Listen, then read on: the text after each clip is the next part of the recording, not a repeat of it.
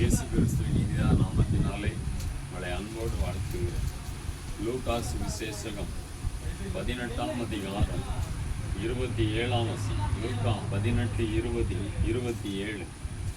மனுஷரால் கூடாதது தேவனால் கூடும் என்றார்.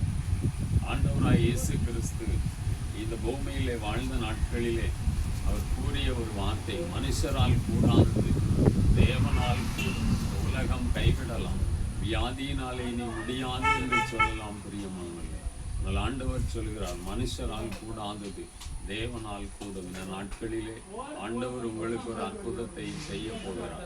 உலகம் கைவிடலாம், மருத்துவம் கைவிடலாம் பிரியமான ஆண்டவர் இந்த நாளிலே உங்களுடைய வியாதி படுக்கையை மாற்றப் போகிறார். உன்னுடைய தொழிலை இனி அவ்வளவுதான், எல்லாமே முடிஞ்சு போயிட்டு என்று நினைத்து கொண்டிருக்கலாம்.